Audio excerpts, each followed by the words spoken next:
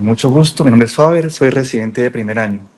Hoy vamos a hablar de fracturas deprimidas de cráneo. Entonces, como tal, vamos a abordar un poco de definición, la clasificación, parte de la epidemiología, del diagnóstico y algunos puntos del manejo y de controversias. Y al final, preguntas o aportes de los docentes. Entonces, primero empezamos con las generalidades. Una fractura, pues ya todos conocemos que es una interrupción en la continuidad de los huesos, en este caso craneales, y que en el contexto de nosotros sería secundario a un trauma de cráneo. Y es importante porque se van a acompañar ya sea daño neurológico, compromiso de estructura, ya sea meningias, vasculares o como tal del parénquima. Cuando uno mira las series o la literatura, uno se da cuenta que históricamente se ha tratado de, por así decirlo, intervenir estas fracturas. Antiguamente era con el riesgo de disminuir la epilepsia postraumática. Sin embargo, ya posteriormente con la aparición pues, de toda la parte de la microbiología, la penicilina, etcétera, el manejo se reorientó principalmente a prevenir el riesgo de neuroinfección. Entonces, primero la clasificación. La clasificación puede ser hecha de tres formas, según la morfología, según la localización o según la comunicación con el exterior. Con respecto a la morfología, tenemos las lineares, básicamente en las que no hay un desplazamiento significativo de los fragmentos. Tenemos las conminutas, en las que el hueso se fragmenta en varias, bueno, valga la redundancia, varios fragmentos. En el caso de las deprimidas es cuando hay un hundimiento significativo, más de 3 milímetros con respecto a las tablas del cráneo. Tenemos las diastásicas en las que las tablas se separan entre sí en el eje horizontal o axial, más de 3 milímetros. Hay otro tipo que no está mencionado, no está en el gráfico, que son las elevadas. Entonces, en este caso vamos a hablar, pues como dijimos, de las fracturas principalmente deprimidas. Según la localización pueden ser ya sea de la bóveda craneal o pueden ser de la base craneal. De la bóveda craneal, pues respectivamente según cada hueso, frontal, parietal, etc. Y ya según la comunicación con el exterior. Entonces, las fracturas deprimidas, como lo estábamos mencionando, se subclasifican según la integridad del escalpe en dos tipos. Las cerradas, que son las simples, y las abiertas, que son las complejas. Digamos, la implicación o la importancia que tiene esto es que al haber una fractura abierta o compleja, se crea una comunicación directa entre la cavidad intracraneal y pues el medio exterior. Y eso aumenta, pues, lo que estamos mencionando, teóricamente, el riesgo de infección. Asimismo, pues las fracturas deprimidas, ellas tienen ciertas consideraciones según donde estén ubicadas. Cuando son a nivel de la zona frontal, pues tenemos ahí principalmente lesión asociada del seno frontal o defectos cosméticos, pues porque ahí está la frente. Cuando son del vértex, principalmente del seno sagital superior, cuando son del hueso occipital, lesión del seno transverso o de la tórcula, y cuando son del hueso temporal, principalmente de la arteria meningia media. Entonces, ya hablando un poco del mecanismo, pues no voy a andar mucho en eso, solamente algo general, es que usualmente para que una fractura sea deprimida se requiere una gran cantidad de energía cinética convertida en energía mecánica sobre una pequeña superficie de área. Eso genera, pues como estamos viendo aquí en el gráfico, el hueso se deprima. ¿Y el problema cuál es? Que al deprimirse el hueso, esos fragmentos van a lacerar o a lesionar tejidos, como lo mencionábamos, meninges, vasos o el parénquima, pues por sí mismo. Ya entrando pues en materia con la parte de las fracturas deprimidas, algunos datos claves e importantes de la epidemiología es que van a estar presentes hasta en un 11% de todos los traumas de cráneo, claramente siendo mayor la incidencia a mayor severidad del TEC, y que la incidencia anual va a estar más o menos entre 9 en 100.000 habitantes pues, por año. Cuando uno mira las series de casos, uno se da cuenta que las dos principales etiologías de este tipo de fracturas son los accidentes de tránsito y las lesiones por agresión.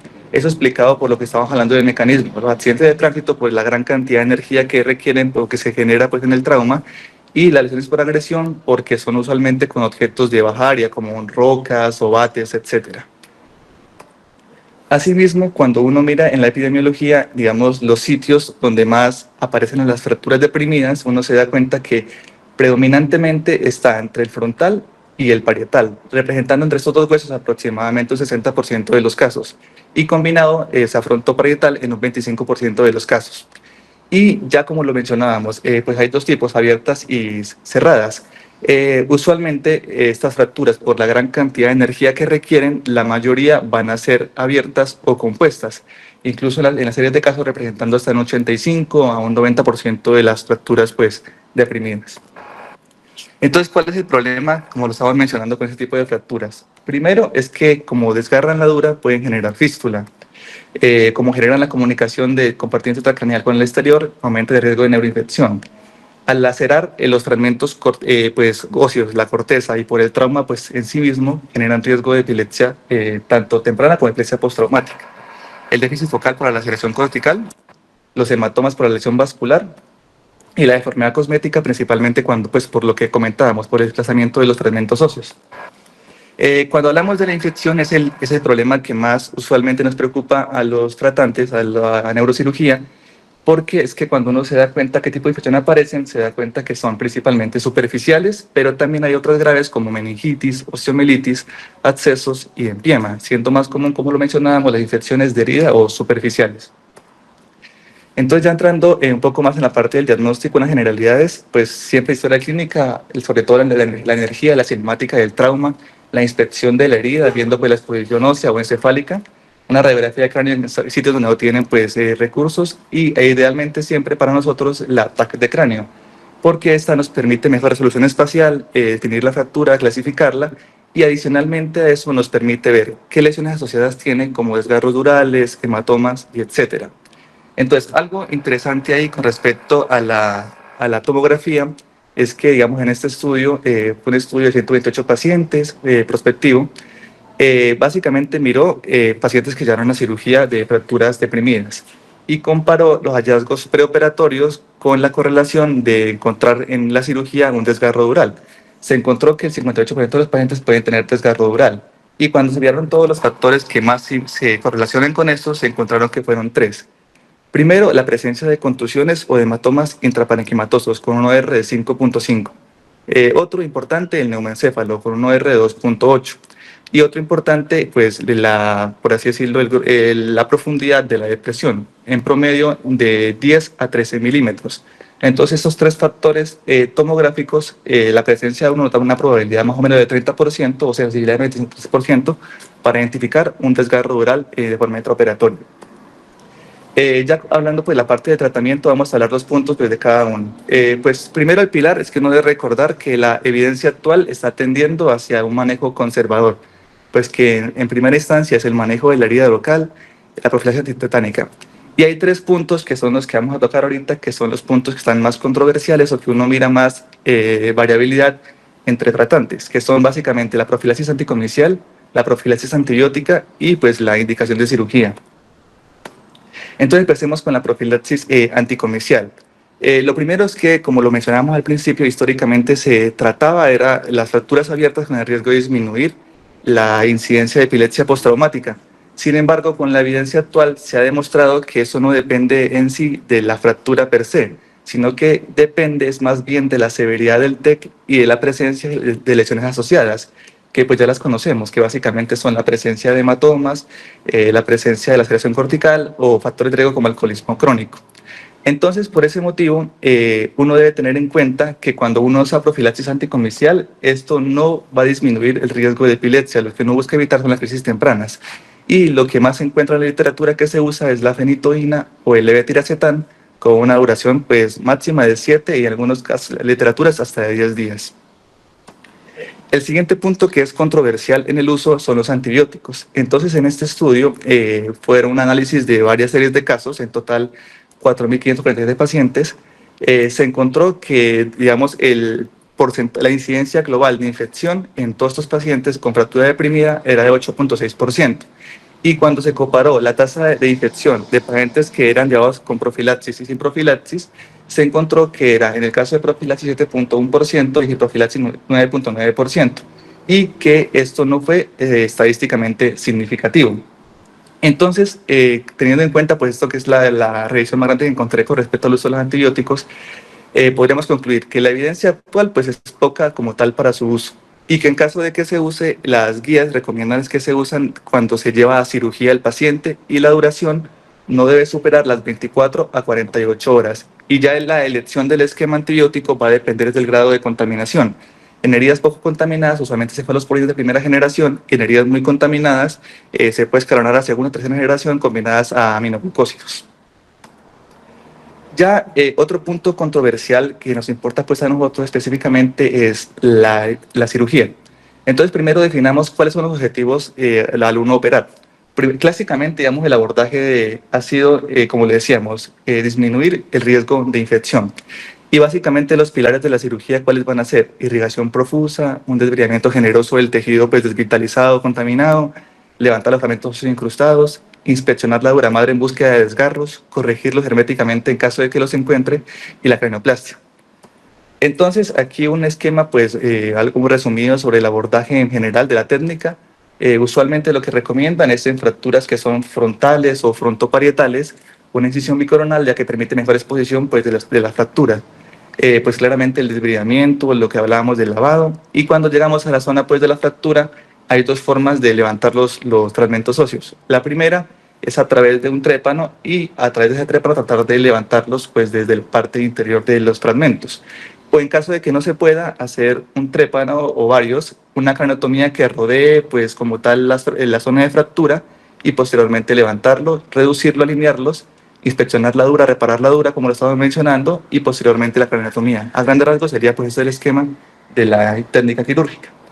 Pero entonces ahí vendría la pregunta, digamos, todos los pacientes tienen indicación de intervención quirúrgica, entonces este estudio clásico, donde se hablaron de 54 pacientes, de los cuales 28 fueron llevados a cirugía y 26 de manejo conservador, utilizaron los siguientes criterios quirúrgicos, que son los que conocemos pues todos como tal. Se encontró básicamente lo siguiente: esos pacientes, acaba de aclarar que a ellos se les dio antibióticos por 5 a 7 días, se les hizo todo el debridamiento local y pues lavado, se los siguió 3 meses y se encontró que cuando se comparaba a esos pacientes que no fueron llevados a cirugía, no se reportaron complicaciones infecciosas pues como tal del sistema nervioso central. Este otro estudio prospectivo cogió 234 pacientes, Glasgow de 5 mayor, sin lesiones sistémicas severas que fueran con factores confusores. Se excluyeron claramente lesiones que requieran cirugía por otro motivo, como hematomas con efecto más significativo, y su seguimiento a 3 meses. Lo que se valoró principalmente en este caso, o los desenlaces, fue, primero, que en los pacientes que fueron llevados a manejo conservador fue estadísticamente significativo una disminución en la estancia hospitalaria, siendo en promedio 3 días en el manejo conservador y 10 días en el manejo pues, quirúrgico. Pero ya con lo que nos compete, cuando se valoran las tasas como tal de infección y las tasas pues, como tal de epilepsia postraumática, se encontró que no hubo una diferencia pues, estadística significativa en el contexto pues, de la epilepsia, y que cuando se vio la parte de la infección, el estudio dio más, por así decirlo, favor, o más, se inclinó la balanza que les iba mejor a los pacientes que no iban llevados a cirugía. Acaba de aclarar que ese estudio pues, es importante, no aplicaba para pacientes que tuvieran herniación o masa encefálica expuesta, ni con Glasgow por debajo de 8. Bueno, este estudio me pareció interesante por lo siguiente. Fue un estudio de 67 pacientes y lo que me pareció interesante fue que cogieron a todos los pacientes que por guía cumplían criterio quirúrgico, pero ¿cómo hicieron para separarlos en grupo conservador y en grupo quirúrgico? Básicamente el grupo de control, o sea, el conservador, fueron aquellos pacientes que negaron o firmaron disentimiento a la cirugía. Hicieron seguimiento 6 meses y excluyeron pacientes que tuvieran indicación quirúrgica por un defecto cosmético. Entonces, ¿qué se encontró en este estudio? Primero, pues cuando uno mira la tabla 1, la base pues, de los pacientes, uno se da cuenta que los pacientes a grupo quirúrgico tenían mayor tasa de tanto de estancia hospitalaria como también de déficit focal previo a la intervención. Adicionalmente, cuando uno mira ya si la cirugía impactó en el desenlace funcional y neurológico del paciente, nos damos cuenta que realmente la cirugía, si fue, o sea, el modo de tratamiento conservador o quirúrgico, no tuvo diferencia significativa en los desenlaces de los pacientes. Pero, digamos, ahí sí se encontró es que los factores que determinan el pronóstico funcional de los pacientes realmente son el estado de ingreso del paciente, o sea, el Glasgow al ingreso, y la presencia de déficits previos a la intervención, sea cual sea. Y ya cuando se miran los parámetros con respecto a la epilepsia postraumática, se encontró que el factor más importante o el que determina si la incidencia de esto es el grado de lesión pues, cerebral, medido pues, indirectamente por la escala de coma de Glasgow. Claramente por debajo de 8 se asoció a mayor riesgo de epilepsia postraumática. Sin embargo, lo que a uno le interesaría en este contexto, que es qué tanto está deprimido el hueso, no se encontró que era asociado a un riesgo pues, de epilepsia postraumática.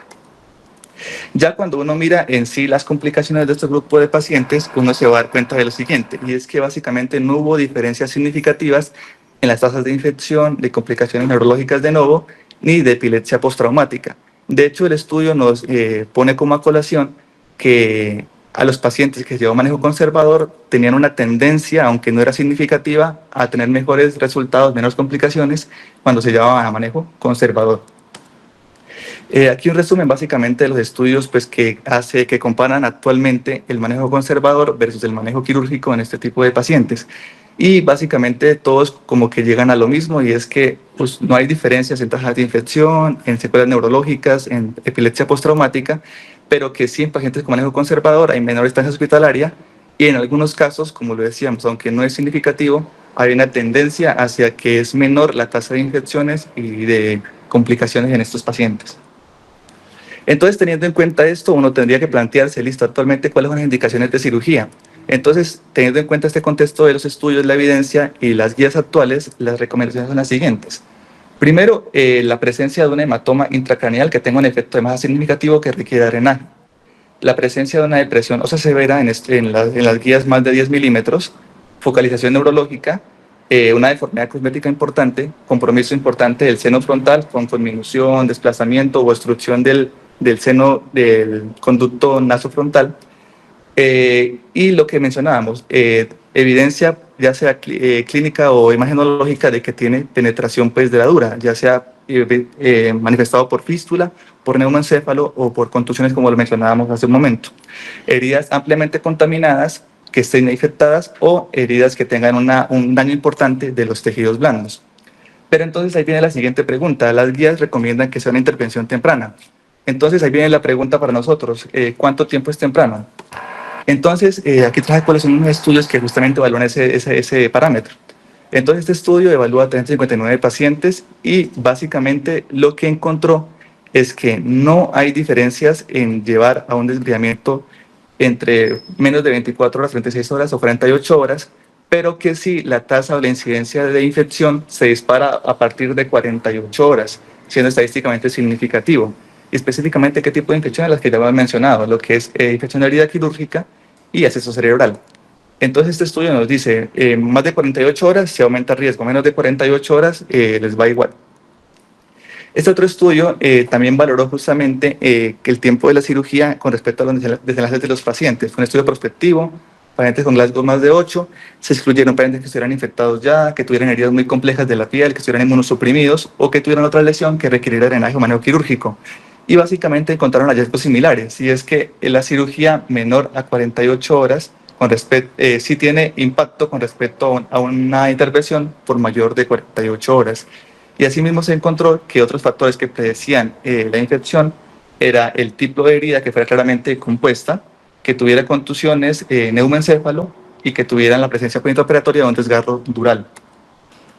Bueno, ya teniendo en cuenta esa parte del tiempo, otra pregunta que viene en la parte de la intervención es si hay que realizar craneoplastia temprana. Esto viene sobre todo por los abordajes clásicos. Lo que se describía era que hacer una craneoplastia en el momento pues, de la cirugía inicial aumentaba el riesgo de infección en los pacientes. Sin embargo, como en respuesta a esto han salido estudios, traigo a colación dos que me parecieron muy importantes, que justamente evalúan cómo les va a sus pacientes cuando se hace la reconstrucción de forma temprana. En el estudio de abajo fueron 32 pacientes, se evaluaron cirugía en las primeras 24 horas, 56% con mini placas, 34% fueron con alambre, sutura de nylon.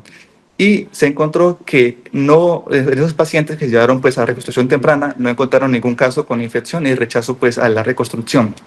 Y en el estudio de arriba fueron 72 pacientes, reconstruidos las primeras 72 horas, se excluyeron pacientes con el parano de fuego, se usó antibiótico profiláctico y valoraron la presencia de infección tanto de forma clínica como paraclínica.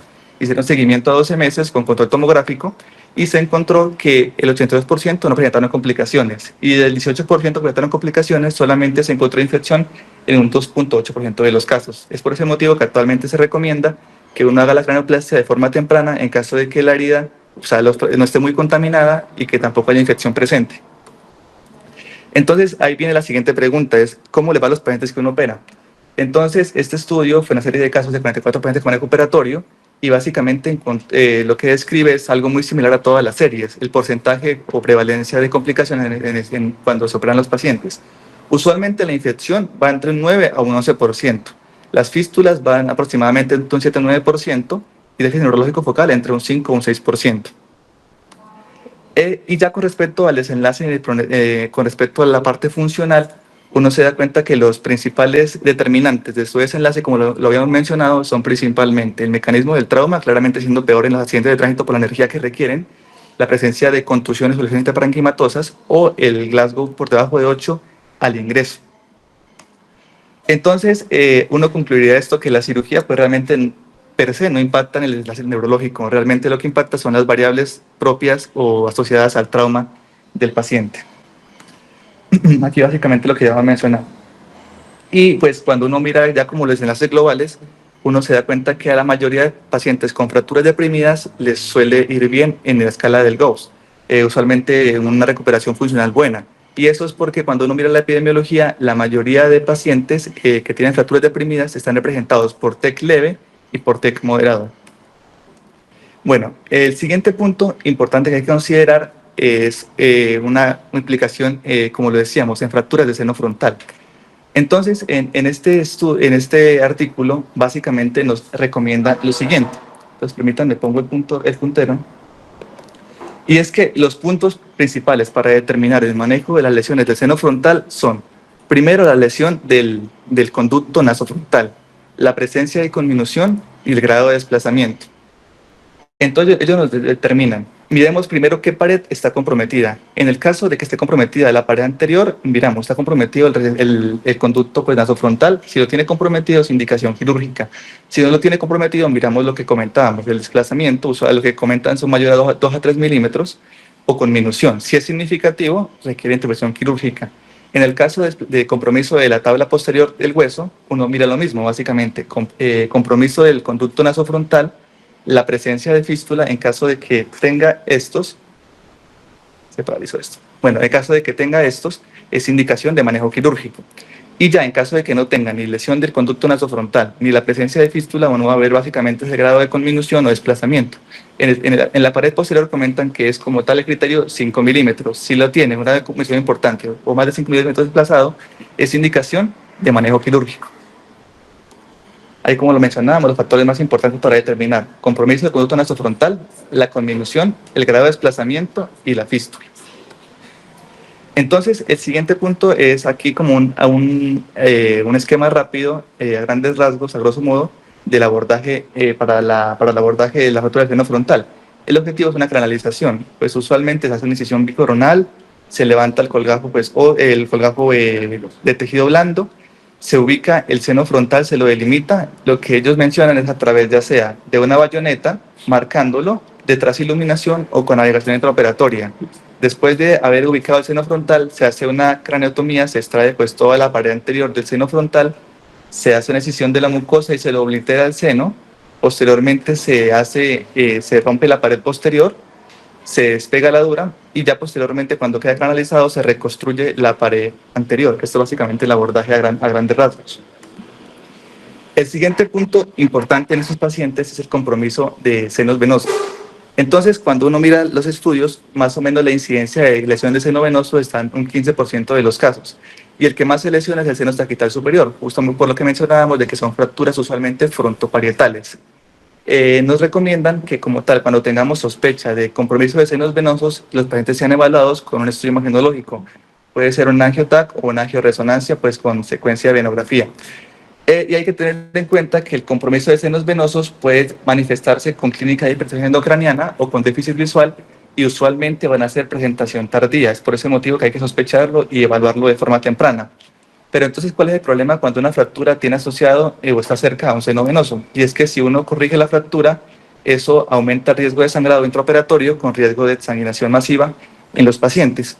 Entonces, cuando ya uno revisa las indicaciones quirúrgicas, las que están más aceptadas pues, globalmente son la presencia de fístula activa, que no sea el manejo conservador, la presencia de oclusión o trombosis con clínica de hipertensión endocraniana refractaria, la presencia de un cuerpo extraño, trombosis con infarto venoso establecido, o la presencia de un hematoma epidural que esté en expansión. Y algo que nos recomiendan como tal es que en el caso de que las lesiones sean del tercio anterior del seno, uno podría ligarlo. Y cuando ya son lesiones del tercio medio y del tercio posterior, sí requieren como tal reparación. Aquí tenemos este algoritmo que básicamente nos plantea lo que acabamos de mencionar del manejo de las lesiones de seno venoso en el contexto de fracturas deprimidas, donde lo más importante, como dijimos, cuerpo extraño, una deformidad cosmética importante, fístula importante por la herida, un hematoma epidural o lesión que requiera evacuación o la presencia de un infarto establecido en contexto de hipertensión endocraniana. En caso de que el paciente cumpla con eso, pues el paciente va a requerir manejo quirúrgico. Con respecto ya a las técnicas pues, de reparación de seno, algo grande es que hay muchas técnicas descritas. En el contexto de lo que yo encontré, los autores recomendaban que se hiciera dependiendo del sitio donde fuera lacerado el seno. Como usualmente las fracturas están localizadas en el vértice, la laceración usualmente describían que era superior. Y ellos apoyaban del uso de gel foam y lo que hacían era suturar la pared del seno, apoyarlo al gel foam y pegarlo ya sea a lo que es el pericráneo o al hueso como tal, o en otro caso es adherirlo básicamente cerrándolo con la dura de esta forma.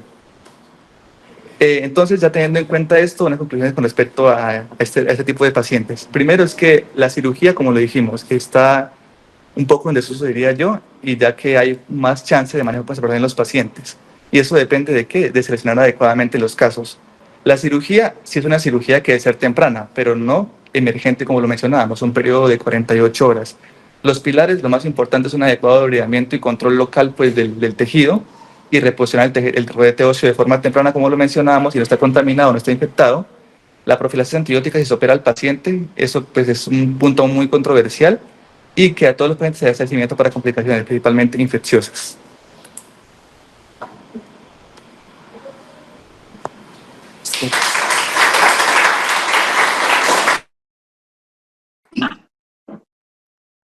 Muy bien, muchas gracias.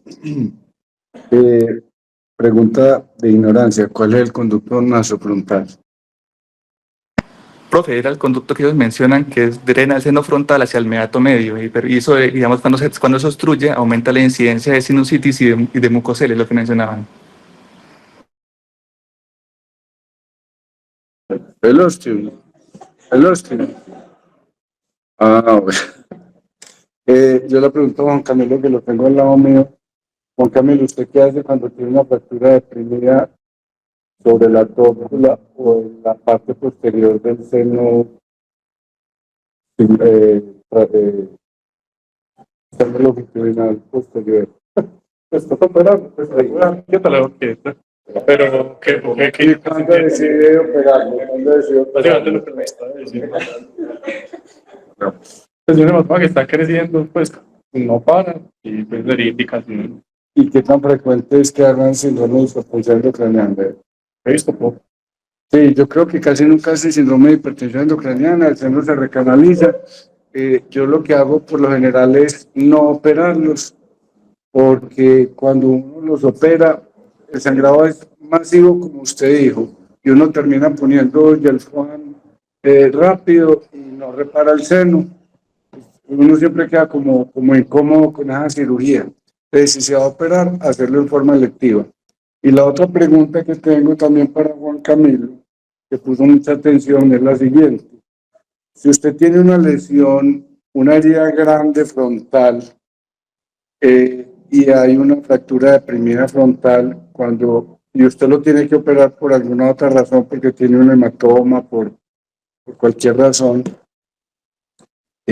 encuentra un montón de fragmentos óseos, están contaminados muchas veces con pintura de carro, con asfalto. ¿Usted qué hace? Pues de los parámetros que están así, me deshago de ellos. Si es posible reconstruir y poner con plaquitas para corregir el defecto y no dejar pues no dejar un defecto, lo hago. Sería eso lo posible y lo hago muy bien. O sea que usted en principio retira los fragmentos. Los que están con macrocontaminación, sí. Sí. Los que están visiblemente contaminados. Lucas hace lo mismo. Los que están ahí aproximadamente visibles y no entraría a buscar, a penetrar más para no buscar fragmentos enterrados. Bueno, lo que yo hago que me ha ido bien es con un cepillo lavo todos los fragmentos, los dejo en prepodine mientras hago la cirugía y los pongo y los dejo flojos, nunca pongo mini placas y espero la evolución. Por lo general, el defecto estético queda bien, o sea, la apariencia queda bien y el paciente no necesita reintervención ni craneoplastia. Lo que yo nunca hago en esos casos es poner craneoplastia, aunque el doctor Faber lo recomendó, dijo que las incidencias de complicaciones eran menores.